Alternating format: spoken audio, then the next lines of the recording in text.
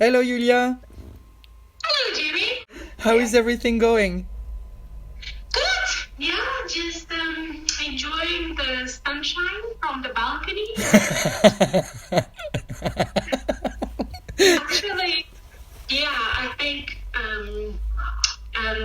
the quarantine gave, I don't know if everybody but me, the time to actually catch up on some of the projects that I have, some of the family time. So, yeah.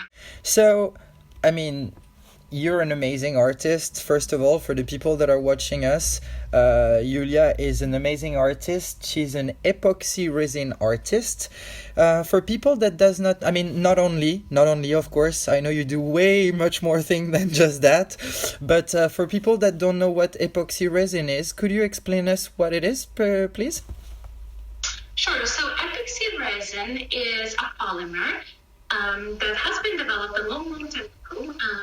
It has been used in construction a lot. So it has been used in construction. It has been used in the ship industry, in the naval industry. And I guess with the time, it has been adapted, and there are different types. And a few, I guess, years ago, someone came up with a great idea of using it in art. And epoxy resin is used in jewelry making. Yeah. People make coasters, people make tables, people make all kinds of wonderful things with it. It's very interesting the shape that you're making. I mean, not the shape with the epoxy resin, but the drawings that you make also as well. The result that you can have from it. Because when I looked at your Instagram, there is so many projects which seems pretty abstract to some people, but then I love the way you translate it with your own words into the explanation, and how you manage to actually give a clear idea of what you want it to represent. I'm on your Instagram right now, and I saw this square that you made where you explained in the post that your grandmother was explaining you that there was two angels in life, one on each shoulder, one a good one and one bad one, if I'm correct, huh? And this is funny because at first I looked at it, I was like, oh, this is nice. I like the colors, I like the mix of it, but then I did not see straight away what was the meaning behind it, and I really, really enjoyed to read it, and I especially enjoyed the fact that after all, once you have the explanation from the artist, in that case you, we can totally see it in a different level. And that's what makes it so special with your art, because every time I saw those art you make, it always have a special story. It always comes from an inspiration from somewhere, obviously, but that is not really like, here is a flower, here are two angels, like we would just normally do as if we were painters or drawers or drawing artists or anything like this. Of course, this is inspired. This piece, what I was talking about, is inspired by your grandmother. But is there a main source that inspires you more than something else? For example, I spoke with some other artists which tell me nature is my thing, water is my thing, or fire, or anything like this. What would be your source of inspiration? I think my travels. I love traveling. So right now it's a devastating time because we can't go anywhere. Yep. But usually when I think fondly back of the trips that I took, I love hiking. So for me, being in nature with my backpack, or taking the walking the trails is something, I don't know, very unique and just for me. Because I do have my family, but those trips I reserve just for me, and nobody comes with me. So, and usually I just, when I feel really inspired, I try to at least put down some ideas while I'm on the trail, and then when I come home, I can always think back and say, that was really nice. But mostly memories. Being a nomad and traveling all the time and not staying put in one place for longer than 5-6 years. So I have Yeah. a lot of things that I miss, and sometimes the feelings come, and it's nice to get them out. Yeah, of course. Beside this, of course, you organize also some art parties, which I think it's absolutely great idea and gives the chance to so many people to that perhaps never got the chance to actually do those things that we got the chance to do when we were younger, by drawing, by being inspired by so many different things. I think it's such a great idea. I believe it's not only about epoxy resin now when you do your art parties, it's about just art and painting and all those things. Is that correct? Yes. So when I moved to Porto, shorter after that, another wonderful artist moved to Porto. Her name is Elena. And Elena? she's my Yeah. partner. We just immediately clicked, and it was, I don't know, partnership from the first sight. She's an incredible artist. I love her as a human as well. We're good friends.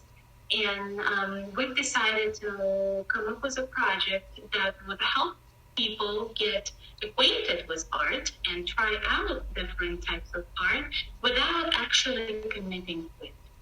You see, we don't do classes.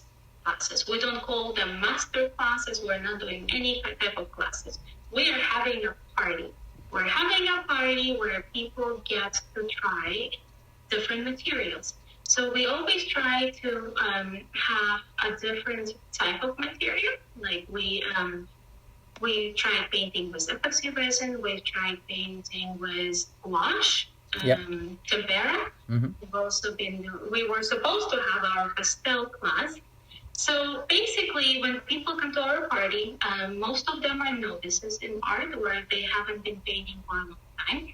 So everybody gets hopefully a glass of wine or a choice of their drink to just kind of relax them and say, okay, I don't need to be nervous, and I'm around nice people. And then, you just, we usually have a prepared project that then people are, our guests are supposed to kind of come up with by the end. Of course, with their style, with their personal touches in it. And so it basically allows people to try the materials, but in a friendly, comforting environment where they are surrounded by friends when we are there to help them and guide them through if they need help. But if they don't need help, then we just let them, work on their own and try out the material. Is there a certain rhythm in the parties, or is it just like sometimes and people just have to stay up to date on your website or your Instagram to know when it's the next one? Well, we typically have 2 parties each month. Okay. One is for the Russian speakers and one is for the English speakers. Then both Elena and I speak Russian, and we do have a big Russian community. I mean, Russian-speaking community, not just Russians, but all people that do speak Russian. A lot of people do speak Russian, but they don't speak English, and they speak Portuguese. And we don't speak Portuguese, unfortunately, not yet. Not yet. So that's why we make smaller gatherings for just to stay in touch with our native community. And then we also do English-speaking parties that are open for anyone who speaks English. We try to vary. So 1 month we would do resin, 1 month we would do pastels or tempera or watercolor, whatever the theme that we come up with. And we try to do projects that are related to the seasons or the holidays that are coming. So basically twice a month. Okay, cool. Well, for people watching the showcase, please stay tuned on her Instagram, the one from Elena as well, because I believe she also makes some advertisement for those parties. And please go join those classes because it's a party. It's not a school. So go enjoy, go develop your art and your creativity because it gives you such a breath from the rush of life that we're into. And I think this is a great solution for people to be able to express themselves and also to somehow become more confident about themselves, because art also develop your self-confidence in a way. And I really enjoy this, and I will for sure come to one of your classes when it's coming, and I might even come to the Russian one because I'm interested to learn Russian as well. I worked with a lot of Russians in the past, and so I know a lot of words. Как дела? Хорошо, пожалуйста. Well, you got it. And another good thing about our parties, Jimmy, is a lot of people find friends, and then they create groups, and then they start going out together and having fun. And we do not have enough time to develop any great stories. We only started this project last September. So it's only been 2 months, not even a year. But so it seems like it's a lovely bonding experience for people. It is for sure. It is for sure. Art connects people with in any way. I mean, this is the magical part of being an artist, is to see how we're able to connect people, not just to us but to other people, like you were saying. And I think you're doing an amazing thing here for Porto and for the Russian community, but as much for the English community as well. So thank you for that. And it's a pleasure to have you on board. I'm super happy that I get the chance to speak to you right now, and also to showcase your work, because I think you're an amazing artist. Yulia, it was super, super nice to talk to you. I really appreciated our conversation, and I'm really, really proud and honored that you're part of our showcase. So thank you for that. And I'm looking forward to quarantine to be over so we can all go have a drink together. Well, sounds good, Jimmy. Thank you so much for this interview, and thank you for your invitation. Truly honored, and thank you for organizing. It's a great project, and I think you're bringing a lot of people together right now as well. Well, I hope that some connections and friendship will start from this. We never know. Let's just hope for the best. Thank you very much, and I'll see you very soon.